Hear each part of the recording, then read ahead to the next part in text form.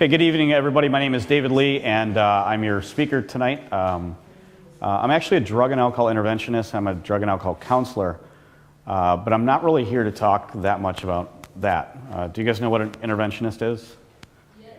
Yes. You guys have seen, some of you have seen the show. I get on a plane, I show up at a family's home, a family of somebody who's using drugs or alcohol. A family member is, could be a son, could be a daughter, could be a mom.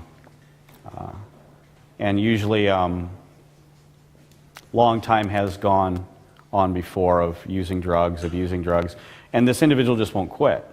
And my job is to come out and work with the family and try and get them to agree to go to treatment. Again, that's not really what I'm here to talk to you about. You guys, everybody welcome to, was it Night Out in a Box? Yeah. Where you guys get to spend a night tonight, just like a homeless person. Some of you in boxes or tents. You guys get to spend a night out tonight and experience what it's like to be homeless. You get to experience what it was like for me in real life many, many nights. Yes, I'm an interventionist and a drug counselor. More importantly, I spent many, many nights homeless.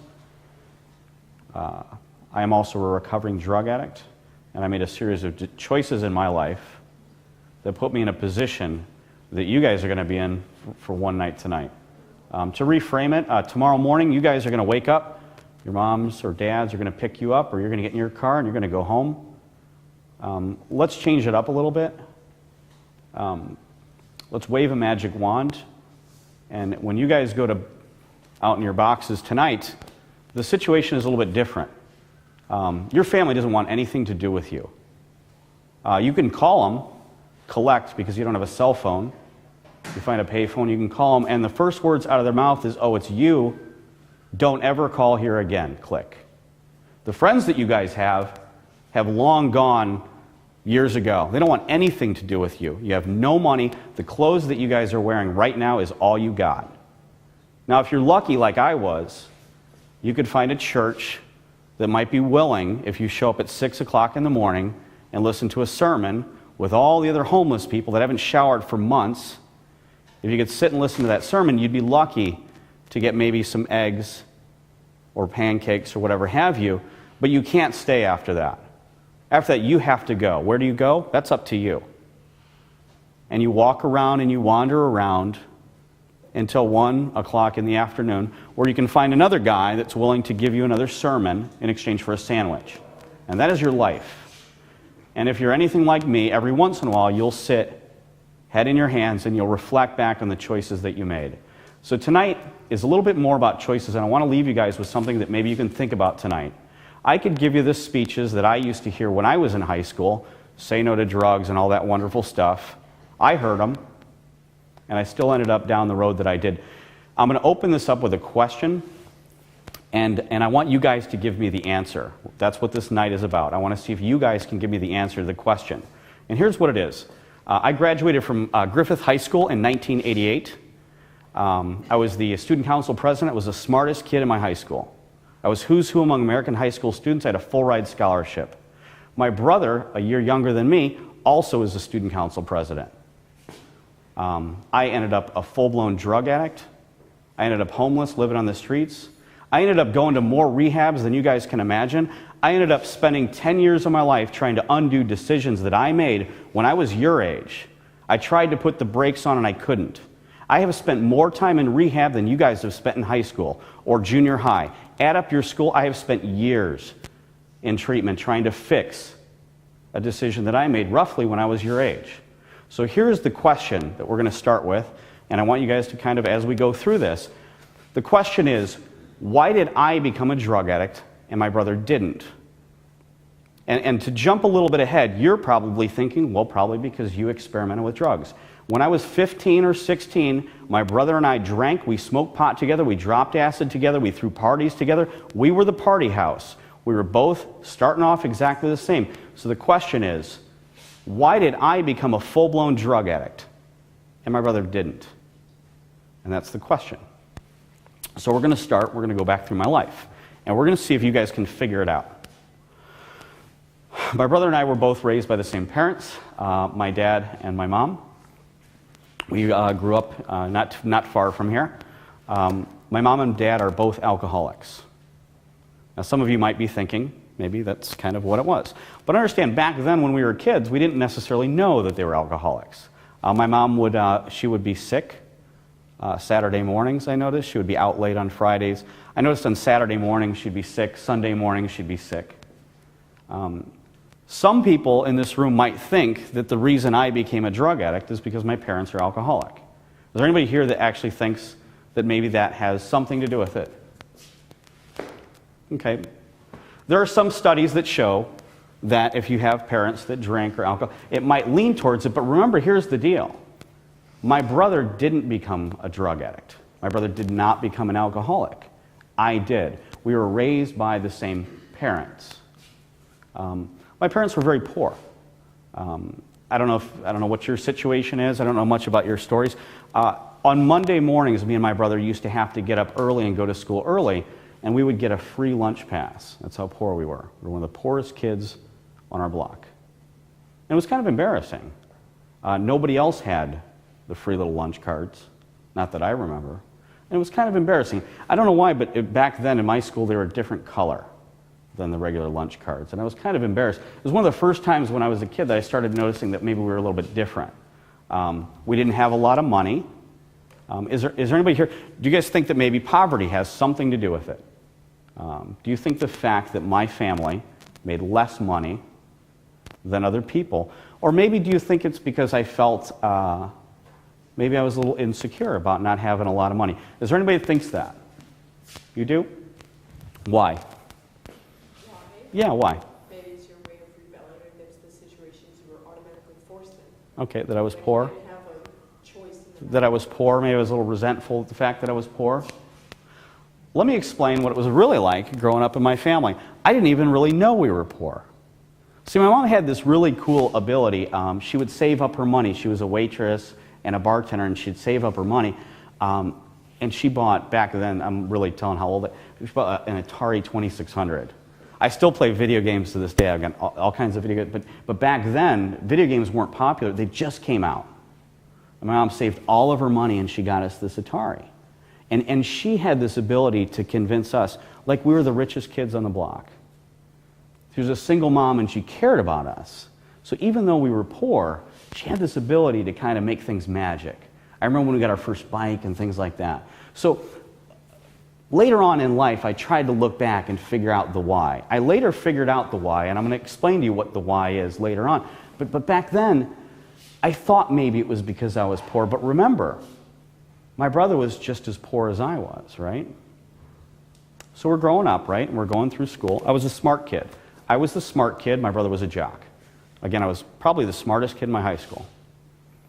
Could have done anything. Could have been anything. You know, my brother was good at sports. I was terrible at sports. I tried every single sport for like a week. I sucked at all of them. I did. I tried wrestling. I sucked at. I tried baseball. I don't know if it was because of my glasses, but I got bonked in the head, and everybody's laughing at me. What about sports? Are you guys sports? Anybody who's sports people here? None of you guys play these sports. We have no jocks in the entire room. There's a jock way in the back. Figures the jocks are sitting in the back. So what about sports? There are a lot of people that say that participation in extracurricular activities decreases your chances of kind of going down the bad road. Is there anybody here that thinks that maybe that's it? And I really want you guys to kind of start thinking about this. What do you think is the reason why? And sooner or later, you might actually get it. Again, I was smart. It was a little bit awkward being smart. I don't know if any of you guys can relate to this. It seemed like everybody else had the answer. You know, like I was this dorky Coke bottle glasses kind of kid. And back then, being smart was not cool. I was a computer geek, and back then, being a computer geek was definitely not cool. It was absolutely not. So it was this dorky kid. I liked to read. You're not cool when you like to read. You know what I mean? I would read books and things like that. It seemed like, and I would look across the room and I'd see the jockey guy, and he like always had like the hot chicks with him. I didn't have girlfriends. I didn't have anything, man. It just sucked being me. It absolutely sucked being me. And I don't know why it sucked being me. It just did. I was restless, irritable, and discontent. I was uncomfortable in my own skin, and I wanted more than anything to be you. I wasn't good at anything. I wasn't good at sports. I wasn't good at plays. I didn't play a musical instrument. My hair started growing longer, so I started kind of looking like I was in a band, but I really wasn't. Now, what about that? My brother felt really comfortable in a group. He had girlfriends, that kind of thing. What about the popularity thing? My brother was more popular. My brother was younger than me, and he had a host of friends. He really did. He was the popular guy. I was kind of a dork. I was a scrawny kind of dork. What about that? What do you think? I'm going to call you out. Well, maybe it was, since your brother was more popular, maybe he did drugs. And then after you saw him doing drugs, you said, oh, he's doing drugs and he's cool. Maybe if I do drugs, I'll become cool. Actually, I started first. I'm the older brother. I paved the way.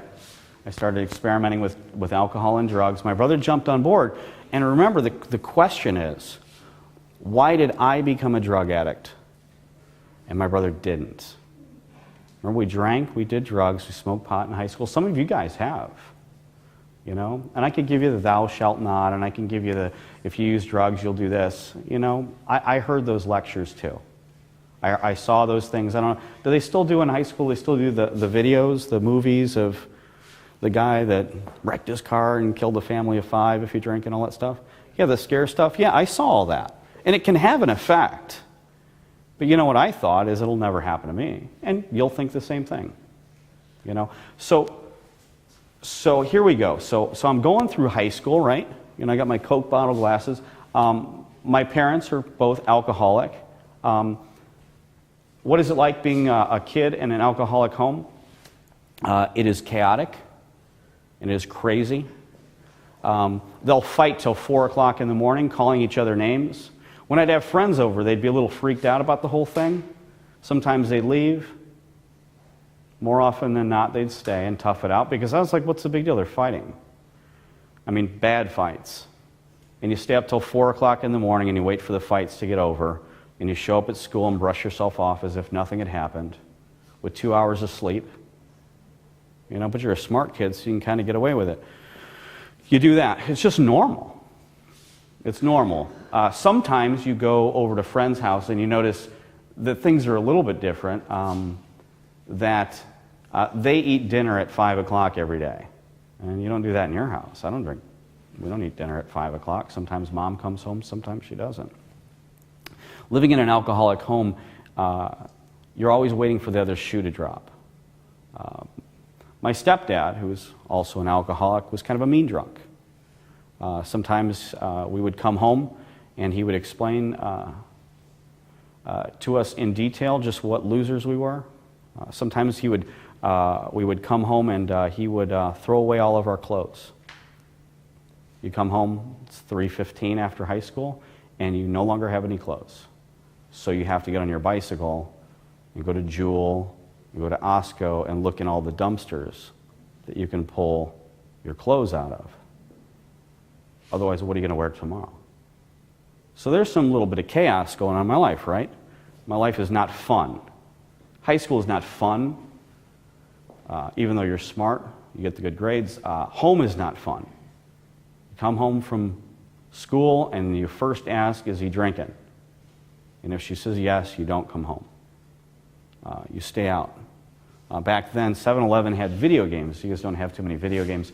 The big arcade games. Back then, arcade games were coming out. So I would stay out till 1 or 2 o'clock in the morning at the age of 12 playing video games, waiting for them to pass out or quit fighting so that I could catch some sleep and start school again the next day. What about my chaotic upbringing? What do you guys think? What do you think? Why? Why did I become a drug addict and my brother did not?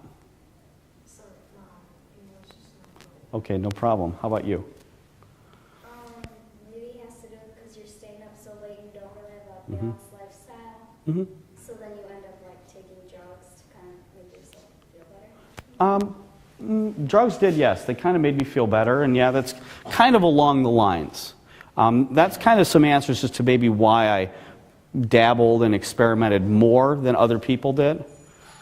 People that were active in sports, active in church, active in other things, they didn't necessarily go in the direction that I did. But here's the thing. Why again did I become a drug addict? A drug addict. Do you know what it's like to be a drug addict? Hopefully not. Show of hands. Hopefully no hands.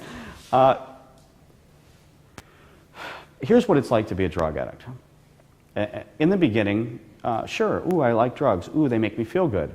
But that's not what happens with drug addicts. With drug addicts, with every drug user, that high, that wonderful feeling that you experience goes away. And then you no longer get that pleasurable feeling. But you still have to do it. And it's the worst feeling in the world. You will give everything away that you have for just one more of something that you now hate.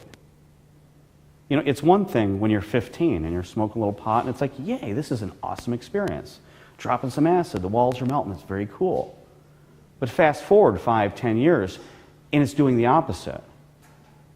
It's doing the opposite. You want to know what it's like to be a drug addict?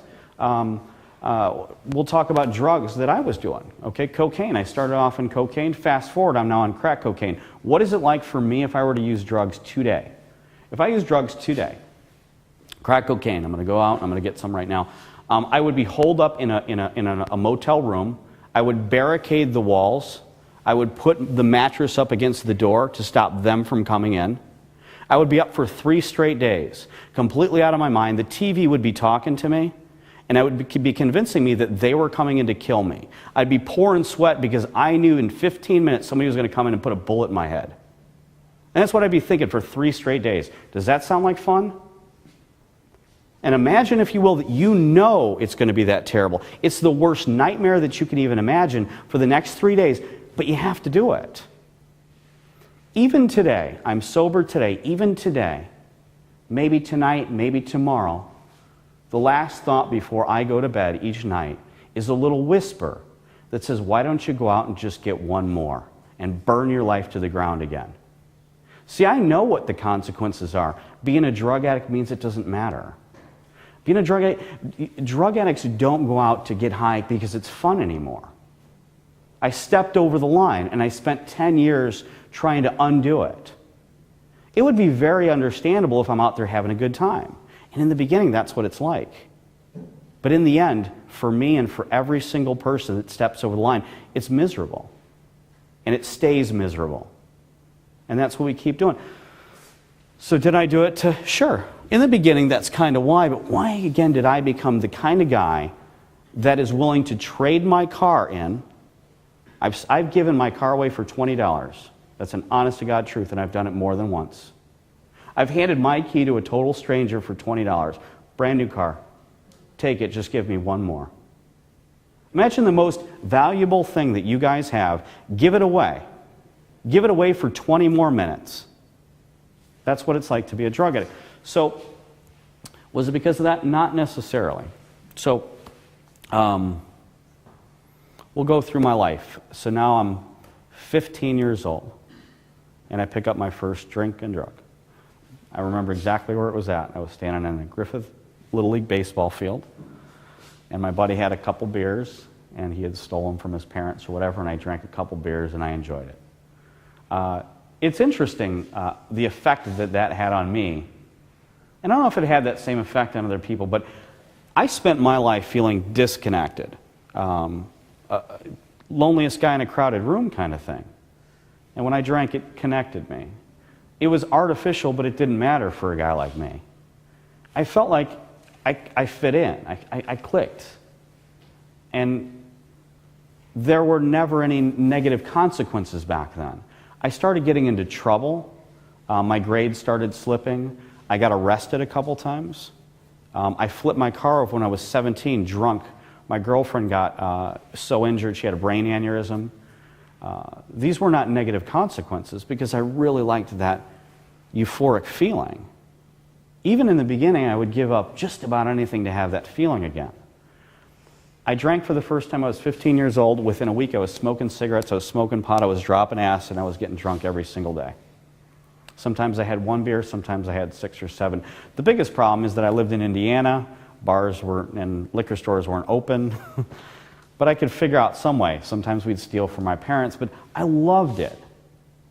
And I'm going to tell you, if that feeling that I got in the beginning still happened, I would probably still be drunk today. But the reality is, if I drank a beer or did any kind of drugs, it wouldn't be like that. It'll never be like that for me again. It'll be miserable. And even though I know it's miserable, again, there's still a small part of me that says, why not just go up for one more time? Being homeless wouldn't be a negative consequence. I've been homeless. I've given it all away. I've lost more jobs than you can count. You know, I've lost relationships, my family, etc. And I would give it all up for just one more. And I did it. I did it time and again. So why do you guys think that I became a drug addict? My brother didn't. Again, he was popular. He was into sports. He got into some things. My brother drank and smoked pot with me. We became the Lee brothers. We were the Lee brothers. Again, we were student council presidents. I'll tell you what my brother's speech was. I was the year before. I was in 1987. I was the student council president. I had long hair. They called me the stoner student council president. So the next year, my brother's speech, they did little speeches and we would vote. My brother had a very simple speech, and please don't use this speech in your high school. He'll still be mad at me. His speech was this: if you vote for me, I'll throw the biggest victory party you'll ever see. And that's it, and he sat down. Landslide victory.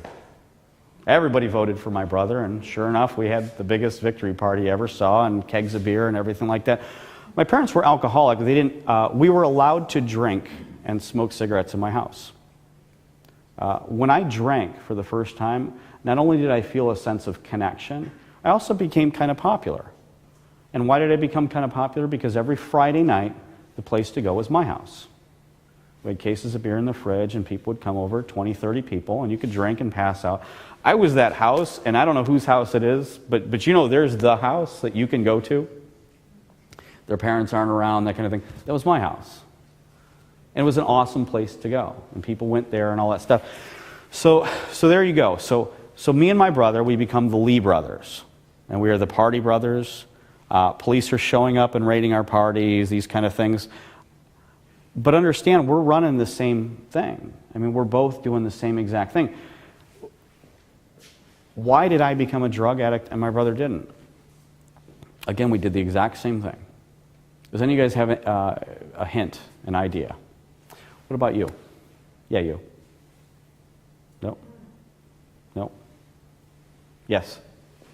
Was it the friends difference? Because when you were doing drugs, the friends would like you because you had something to give them.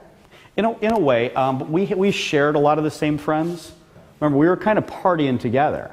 So there's a lot of carryover. And when you're 1 year apart, you do kind of have a lot of crossover. So I will say, though, as I became deeper in drugs, my friends changed. You know, and I just started hanging out with people that used harder and harder drugs. By the time I was 19, I was the first person in Griffith, Indiana to be arrested on a heroin charge. By the time I was 20, I was a drug dealer. I carried a Glock 9mm on my side, and I sold cocaine and drugs. 21, I got my first DUI. 22 or 23, my family threw me out of their homes and didn't want anything to do with me. I moved out to California to get away from my friends. And I moved in with a grandfather who I promptly ripped off 30 days later, and he threw me out as well. I was arrested for methamphetamine possession. I was arrested for a bunch of stuff out there. I bounced in and out of homeless shelters and lived on the streets of Southern California. Which, by the way, it's not that warm at night in Southern California. It's actually really cold. It's like a desert out there. So that's my train wreck of a life. And again, I went through over 20 drug and alcohol rehab facilities trying to get sober. Yes, back there. I'm sorry? How did I get there? My family was willing to send me on a one-way ticket because they didn't want me here. No. So any other suggestions, any other ideas as to why it is? Yes? You say your brother Oh, yeah, he did. Yeah, he did. My brother went to Purdue right after graduating, just like I did. My brother finished, got his psychology degree. He lives in a huge house, actually not too far from here. A super big house with palm trees, fake palm trees, and I think a 60-foot swimming pool, and a automated cover, and it's a $500,000 house, and all that wonderful stuff. And 3 kids and a great life. I am still trying to rebuild from a life that I took a flamethrower to, time and time again. Is it because he couldn't? No, he did. We partied pretty much neck and neck, exactly the same, all through high school. Same drug, same amount. We both drank every day. He is not an alcoholic today. He is not a drug addict. He might drink once every year, something like that. Yes. Did you start before your brother did? A little bit, about 6 months, yeah. Theory? Sure, theory away. You started before, you said you didn't have very many friends. Mm-hmm. He was the athlete, he had a big social group. Maybe when he started, his friends were legit friends and told him that this wasn't a good idea, and you were already too far in that you wouldn't listen to your friends. No, my friends thought it was, yeah, we had a little circle. You know, as you guys see, I mean, I became the stoner. I don't know if you still call them, do you still have stoners in your high school? Is that, yeah. The burnout? What, they call them burnouts back, that was a burnout. The rock t-shirt and long hair, that was me. So I don't know what they look like now, but I was that. But you know what? In the beginning, again, we shared the same friends. Me and my brother are very much opposites. My brother's a little bit bigger than I am. He's more sporty and all that stuff. He still works out all the time. I'm the smart one. He's the athlete. He's the family man. I don't have kids. I mean, we're almost exact opposites. It's like that movie Twins back in whatever with Arnold Schwarzenegger and the other guy. So it's like that. I wouldn't say it's the friends. A lot of times the friends are a sign. Like, I mean, obviously, if I'm just hanging out with a bunch of potheads, I mean, one could argue that I'm probably smoking pot, you know? But is it because of that, or am I drawn to that because it's my universe? It's where, you know, see, I never once thought that drugs were bad. I mean, sure, we had the classes and all that stuff, but the feeling that I got, I kind of felt like I was superior. Number one, I was pretty smart. I was very smart. And when people would tell me, oh, drugs are bad and all that stuff, it was like, yeah, well, my mom drinks, so what's the difference? You know? And I could argue that point and all that stuff. No, again, everything was neck and neck. And it's important that you guys kind of figure this out because some of you guys are already making the same choices and the same decisions as I did that put me in a position that I couldn't put the brakes on. Any other answers? Yes? Your brother didn't have the same discontent as you in his life, and he seemed more comfortable with himself. So I think that maybe the drugs were a place like filling a void in your life that he didn't have. Some might say that. Possibly. Okay? Anybody else? You guys want the answer? I'll tell you exactly the answer. And I heard the answer from another counselor who gave it to me. And this guy, it's kind of an interesting story. This guy always wanted to go, it's a story, and you'll understand, when I tell you this story, you'll understand why I became a drug addict, my brother didn't. This guy, he's a friend of mine today.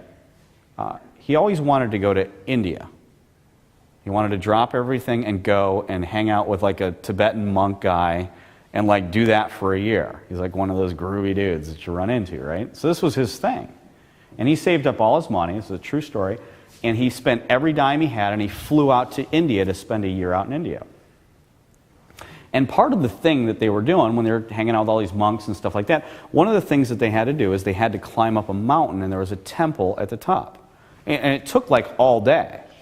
Like what you got, I mean, it was like a huge trek up this long path and all that stuff. Well, while they were doing it, there were all kinds of lists of things to do and things not to do, and there were all kinds of warnings about some of the animals and stuff like that. And do any of you know what the most dangerous animal is in India? Tiger. Everybody thinks it's a tiger. It's not a tiger. What is it? Snow leopard? No. Something like liz. My friend asked this because they said, look out for this, look out for the crocodiles, look out for this. And my friend said to this enlightened Zen master, or whatever the heck, little wizened old guy that's wandering up the hill and taking him up there, he said, is there anything we need to look out for? He said, what is, and he said, look out for snakes, look out for that. He said, well, what is the most dangerous thing? And the guy said that the most dangerous animal in India is a rogue elephant, which is a lone elephant. Elephants travel in herds, right? And they said that the most dangerous animal in India is a lone elephant, a rogue elephant. And my friend said, well, what do we do if we see one? And the Buddhist monk guy said, at that point, it is no longer your decision. And the answer to why I became a drug addict and my brother didn't is because it had nothing to do with my willpower. It had nothing to do with how smart I was or how dumb my brother was or how good at sports he was and how terrible I was. It had nothing to do with popularity. It had nothing to do with any of those. Every time I picked up a drink and a drug, it was no longer my decision. And here's the trick. It was never my brother's decision either. See, you might think that maybe my brother made moral choices. It was his decision not to become a drug addict. My brother, to this day, who works with me now as an interventionist, will tell you it was no more his decision not to be a drug addict than it was to be when it was mine. My brother, to this day, may very well be one drink away from being me. And that's how it's going to be for you. Just like the guy that wandered through India, when you see that rogue elephant, it's no longer your decision. Here's the deal. Some of you, whether it's tonight, whether it's tomorrow, the next day, there's nothing that I can say that's going to scare you out of smoking a joint or drinking a few beers, but I'm going to tell you this. I don't care what happened last time. I don't care if you got away with it or you got a real euphoric high and you didn't become an alcoholic. The next time you will, it will not be your decision if you do. And here's the thing. When you do step over that line, you will spend the next 10, 15, 20 years of your life wishing that you could undo it, as I did. So when you guys spend tonight, I want you to understand what it's like to really be homeless. Those people made a series of choices, yes, but one day they stepped over the line and couldn't undo it. And they gave away every single thing for something that they hate. And that's what it's like to be a drug addict. And that's what it's like to be homeless. So when you think about it and you go out from here, think about the choices that you've already made and the choices that you're going to make.